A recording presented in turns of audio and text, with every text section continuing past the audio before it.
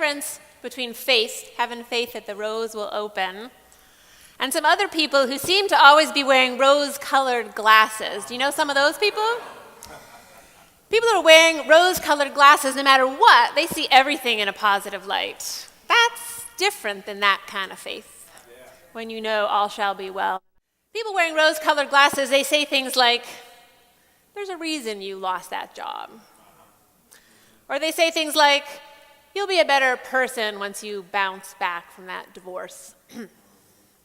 Now, don't get me wrong, people wearing pink glasses can be very helpful, even uplifting. Sometimes they fill me back up with hope when I'm ready to give up. But on other days, they really bug me and make me feel like they just don't get how bad it really is. But then there are those other people wearing those gray-colored glasses, the glass half-empty kind of people. You know them? What did someone say to me the other day? No good deed goes unpunished for long. These people see the problem in every plan, the suffering in every soul, all the time. Now, people wearing gray-colored glasses sometimes bring me down, but at other times, I actually feel like they get it, like they know how hard life is. And that can be comforting on some days.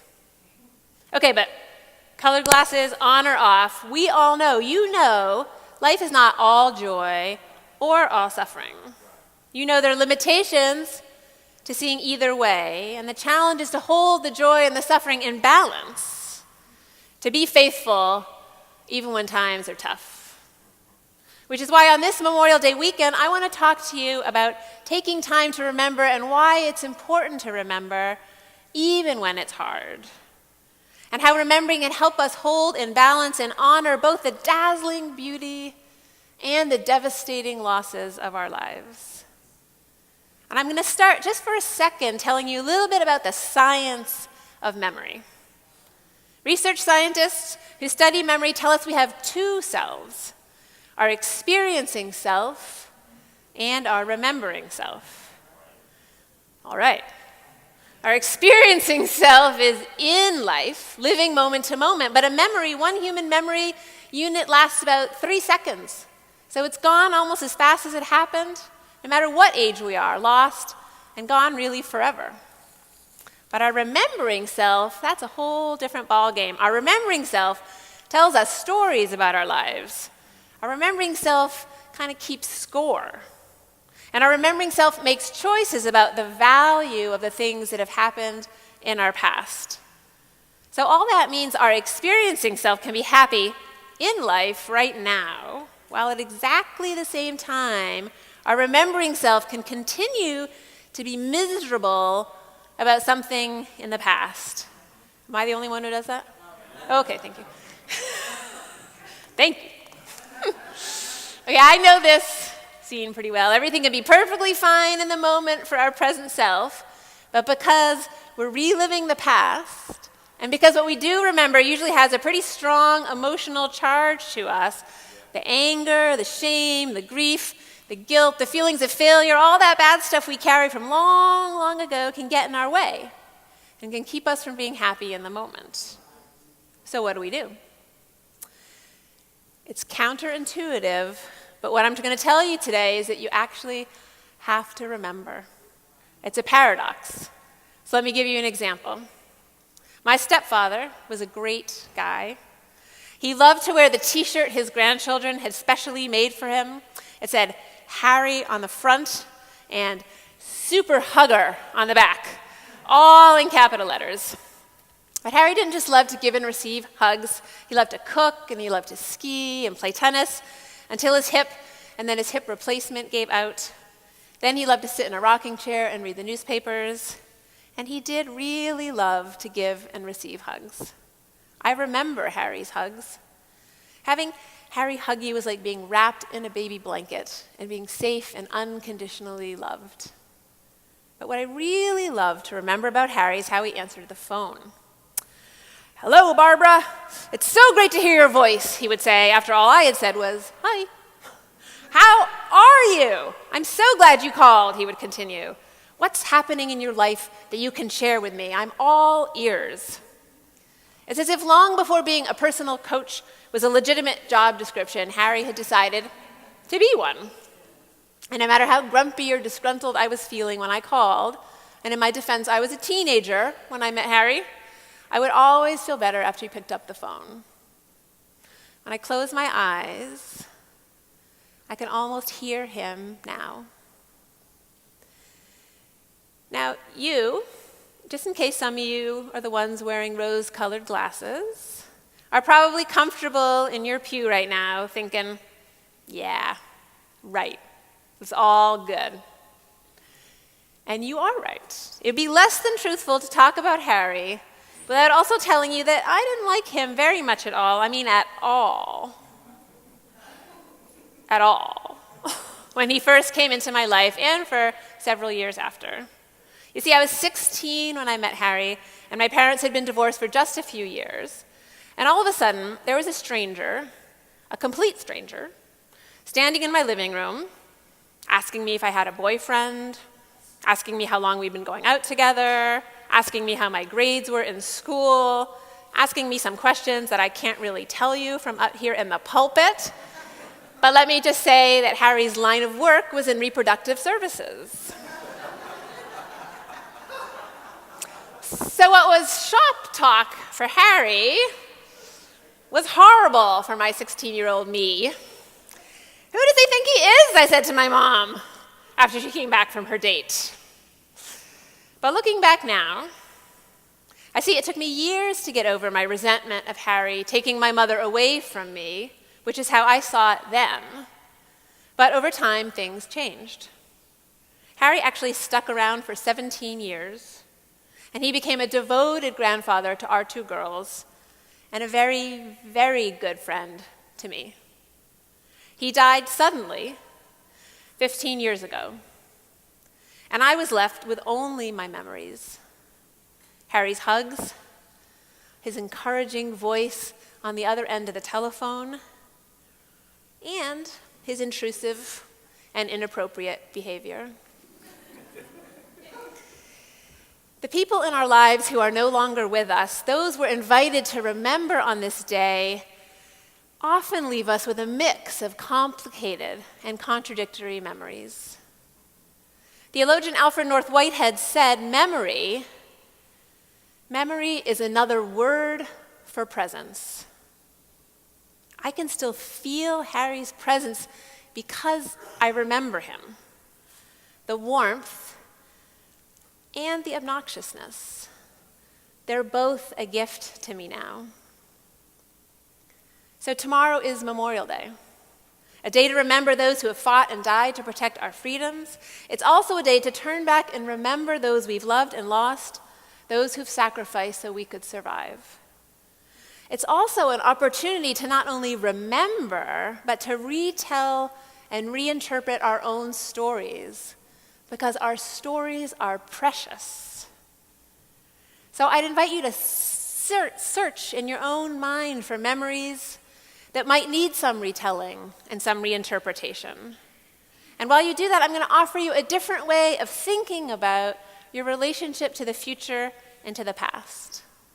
If I were to ask you, where physically is your future, you'd tell me, I'm pretty sure I'm right, that it's in front of you, yes? Future's here, right? And if I asked you, where's the past, you'd tell me, it's behind you. Thank you. Because it's the way most of us in the modern world think about it, boldly facing a future we haven't seen before. But there are other ways of orienting ourselves in the world. Many indigenous peoples and people of the ancient world understood our relationship to the past and the future differently. So I'm going to try to show you what I mean. Let's say the future's here and the past is here. People in ancient times believed that what they could see and know and explore and understand wasn't there because they hadn't lived that yet. What they could see and know and explore and understand was the past because they had lived that. And even though they were walking into the future, they didn't really believe that they knew what was coming next. Not many of us do, right? Which is where faith comes in, right? Walking blind, walking backwards. So they placed a lot of value on remembering what had come before. Those who don't study history are doomed to repeat it, said philosopher George Santayana. And we all know our unresolved history, trauma, loss, shame, guilt, and grief, if it doesn't incapacitate us, like Lot's wife, and we'll get back to her in a second, will follow us into the future and repeat itself. We've all seen it. Do you remember Lot's wife? The woman who was turned into a pillar of salt when she looked back? I'm going to give her a name since she doesn't get one in the Bible. Let's call her Delia as we retell and reinterpret part of her story. So Delia and her Lot were following the advice of the angels, who had warned them that their hometown of Sodom and Gomorrah were going to be destroyed. They listened to the angel and believed them, and so they ran for their lives. The angels told them not to look back. But when they were almost far enough away to be safe, Delia couldn't help but look. How will I survive without everything I know? Delia might have thought. Is there something I could have done to keep this from happening? What if I could have saved someone? Are all my friends lost? How will I be able to start over? Her questions in her mind must have continued. This can't be true. Why did those angels tell us not to turn back? What if we could save someone? What if we didn't need to leave at all? I can relate to Delia. I don't know about you. Delia's questions remind me of questions I've asked looking back on my own past. I told you about my parents' divorce, which happened when I was 12 years old. The thing is, I remember almost nothing about my father, before the divorce. Nothing. It's as if I turned into a pillar of salt when my dad left. Peering back into my own past, I can see now that remembering was too painful. I didn't want to remember the dad I'd lost because I just wanted him back with me. But when I faced forward and forced myself to forget everything we had shared, I wiped out all the memories, the good ones and the bad. And so I lost twice. First, I lost him physically when he left, and then I lost him again, when the memories of the past, no matter how painful, because they weren't all wonderful, but when I lost those, I lost everything. They were all erased. I lost it all, like Delia. I'm lucky I didn't turn into a pillar of salt, physically, though maybe internally, somewhat. And many years have passed since then, and now I have lots of memories with my father. The early adolescent ones are hard to forget.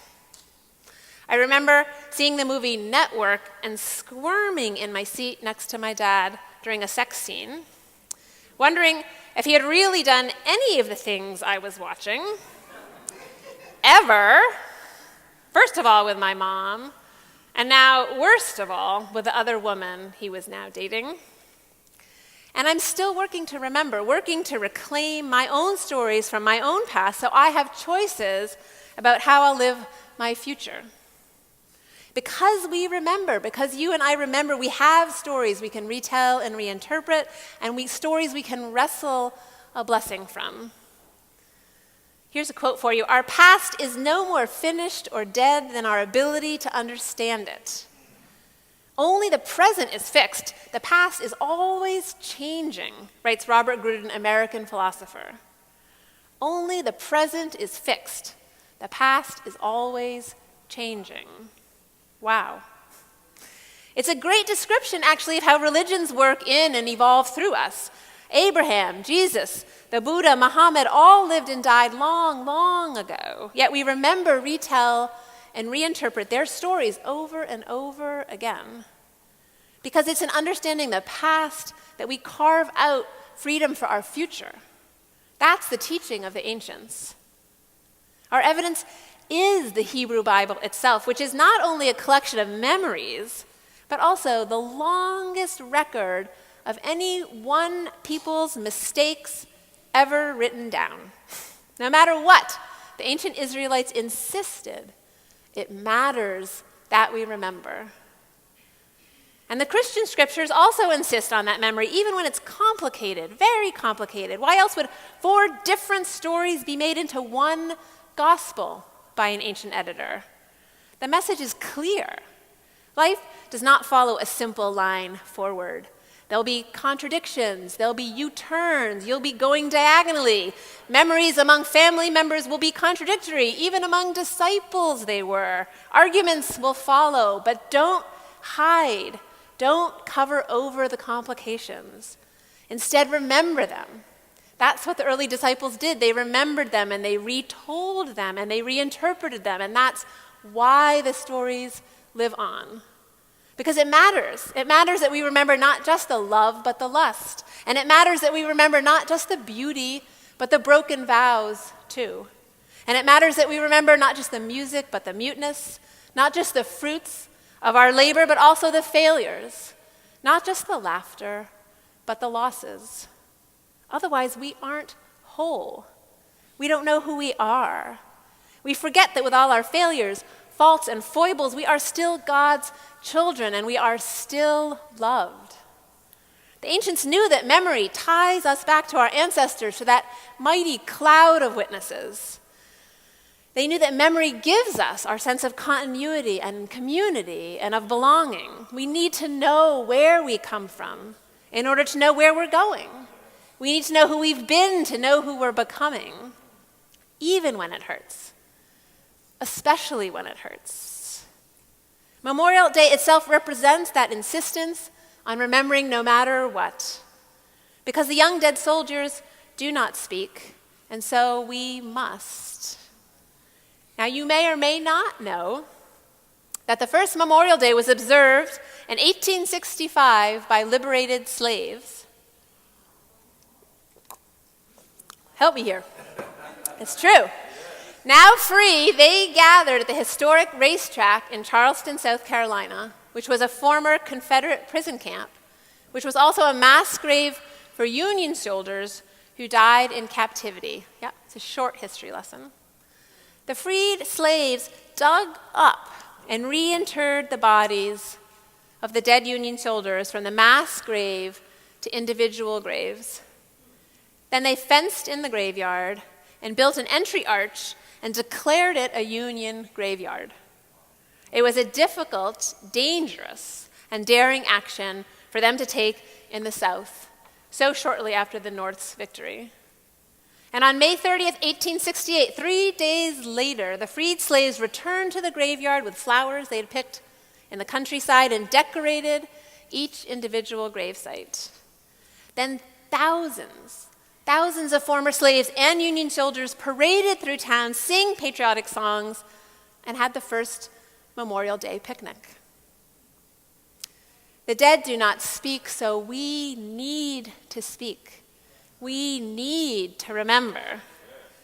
And so I ask you this morning, who must you unearth from your own past so that you can reinterpret their stories, retell them, and remember them without guilt or shame or blame? Maybe there's someone you've forgotten. Maybe there's someone you miss terribly. Maybe there's someone you need to have a conversation with. Because this is also Pentecost Sunday, when we celebrate the memory of the day when all peoples from all nations could speak and understand each other. On this day when the gift of clear communication was freely given and the Spirit is among us. So on this day, we can invite those who have died and those who have gone before us to join us here in this sanctuary of memory and hope. We can imagine them standing along the walls of the sanctuary or filling in our pews, the people who have come before, our ancestors, our loved ones, as we each make new meaning and a deeper peace with our past.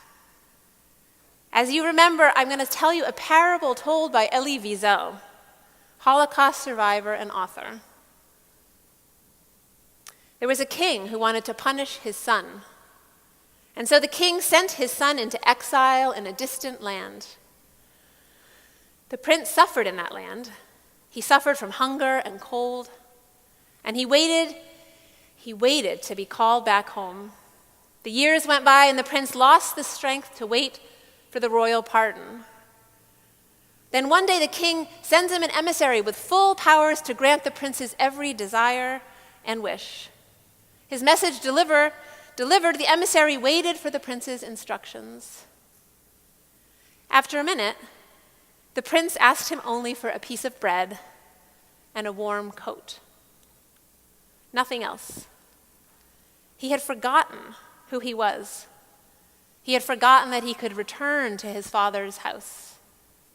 He had been away so long, he had forgotten. Now, the parable doesn't tell us if he tried to remember where he came from during his time of exile, but it's easy to imagine that he didn't, right? It's easy to imagine that he was really angry, that he was holding on to his resentments, that he may have even decided to never again think about his home or think about his father, to just block it all out, to deny it, to put on new rose-colored glasses. In anger or despair, or some of both, he became like a pillar of salt, dead to himself and to the world.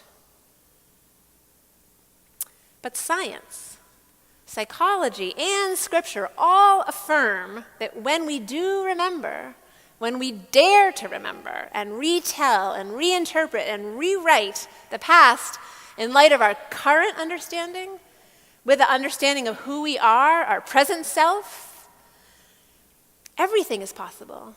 Anything is possible. We're free. That is the good news. It's the amazing news. The whole story in which we live and that we think is so real isn't fixed but flexible.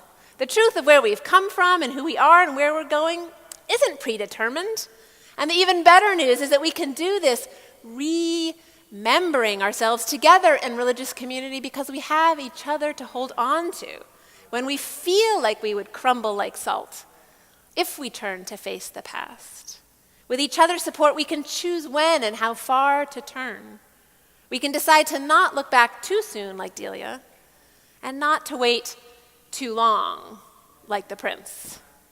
We can do this work in religious community because we're connected to each other and to a God who remembers for us and waits for us, even when we're forgetting. This is the work of remembering the Tulsa race riots of 1921. This is the work of remembering the honors and the horrors of the wars we have fought and are still fighting. This is the work we need to do to support our returning vets who struggle mightily with their memories. And it's the work of remembering the triumphs and tragedies in our own families. We all need two pairs of glasses, one with rose-colored lenses and one with gray-colored lenses so we can see all of the truth and hold all of our lives and all of our complicated memories. We need each other's perspectives and experiences, languages and tongues. So I'd encourage you to take time this weekend to listen to each other, to remember, retell, and reinterpret the stories that are right here in this room. Tell each other, your siblings, your parents, grandparents, cousins, nieces, nephews, friends, whoever you have in your life. This is the way we reclaim the past and are not paralyzed by it. This is the way we move forward into the future, free to create the world we want to pass on to our children and our grandchildren. Because they are the ones who will remember us. May it be so. Amen.